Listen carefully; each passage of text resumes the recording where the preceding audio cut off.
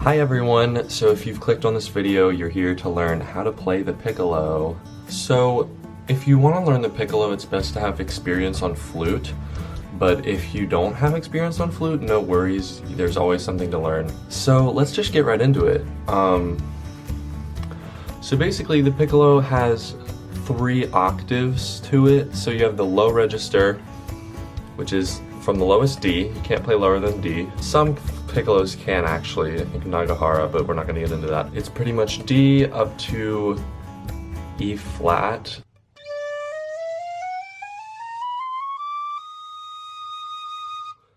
That's considered the low register. And then you have the middle register, which is the E after that E flat up to about C sharp.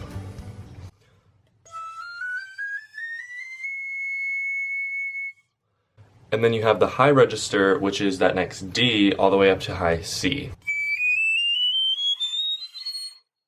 And you can play higher than that, but you pretty much never see that, so don't worry about it. So those are our 3 octaves, and most people have trouble in the high register of the piccolo, which is completely understandable because it's pretty much the highest instrument in the entire orchestra, other than the piano or like the glockenspiel. Low notes may also be a struggle, so let's get into how to play each octave comfortably. So let's just start with the low register, and well, actually let's pick a note in each register. Let's pick a G. So we have low register G, middle register G, fingering is the same for both registers, and then high register G, you just take off that back thumb key. So it's just 1, 2, 3 for the high G, and then 1, 2, 3 plus thumb for the other 2. Let's take low G. And so for the difference between piccolo embouchure and flute embouchure is piccolo embouchure, your aperture, which is the little hole that the air comes out, that's your aperture. It needs to be a little smaller and more focused for piccolo. For low notes, you may actually want to pull your lips back a little bit, not noticeably. Imagine that you're making your aperture more flat across like this. Instead of like a circle, try to make it like a flat elliptical shape. So instead of this circle shape, try an elliptical shape. You may have heard my sound get a little clearer the second time. And you'll notice that'll help with the lower notes below G as well. And if I was using a circular aperture, sorry, it's a little harder to get the notes out. And sometimes your piccolo might actually be leaking, which is when a little air is escaping under the pads. Because I feel like piccolos often need more maintenance than a flute for some reason, and it's because the pads are just so tiny. Yeah, so look out for that. It might not be you, but let's just assume that it is. Always assume it's you.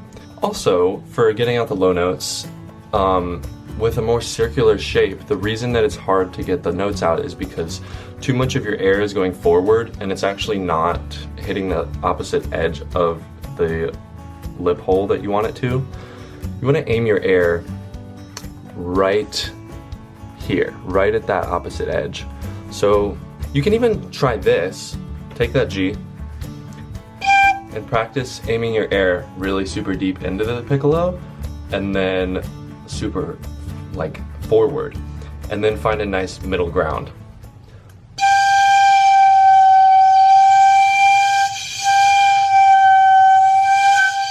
You might notice your pitch changing as well, and that's okay. That's how you know you're doing this exercise right. And then find a nice middle ground.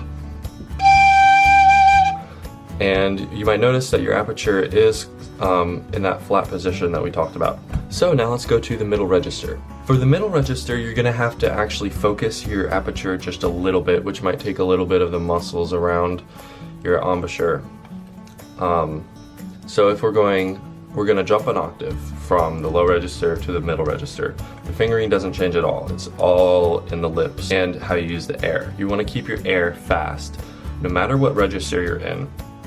You want to keep your air moving fast because otherwise you're going to go flat and your sound is going to die.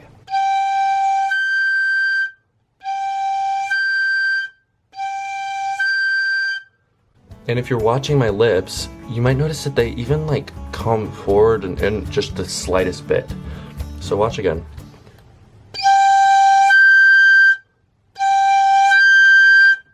And that's just out of habit. That's because I've practiced this and I know, like, without thinking, my body just knows, my lips just know how to make that happen. And that's where you want to be. So you want to practice these octave jumps and you want to practice your harmonics, which I can get to in another video. So that's the middle register. And obviously it's going to be, your embouchure is going to change as you go up and down a little bit. So if it's staying in the middle register, let's see if my embouchure changes.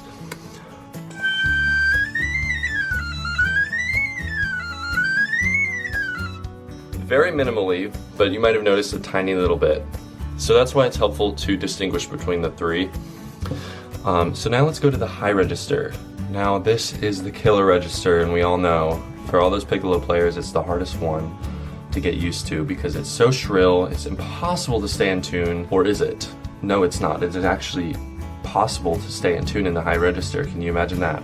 So let's get into it. If you know how to play your high notes on the flute with decent tone and decent intonation, it's sort of similar, but you want to take the same idea of just really focusing your embouchure and your aperture, super focused, and just escalate that on an even higher level. It's really hard to do.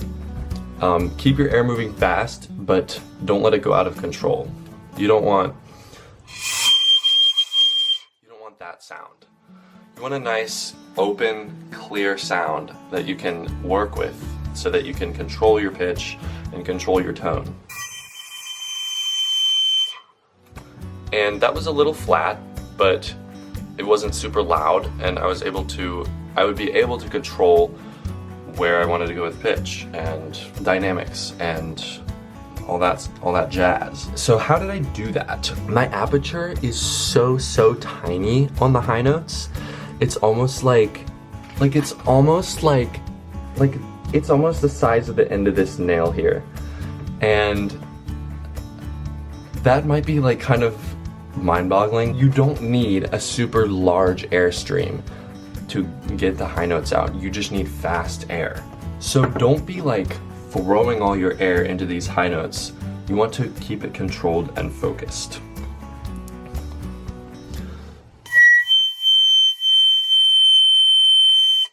I mean, you barely can even see my aperture. Like, it's like not even there. I'm not like straining to get those out, it's coming out easily. And it's going to take practice. Don't be frustrated because you're probably not going to be able to do this your first try. And it's taken me years of practice to get here, and I still have a ways to go. I'm not a perfect piccolo player. So don't be frustrated, just keep practicing. Practice your harmonics, practice the octaves.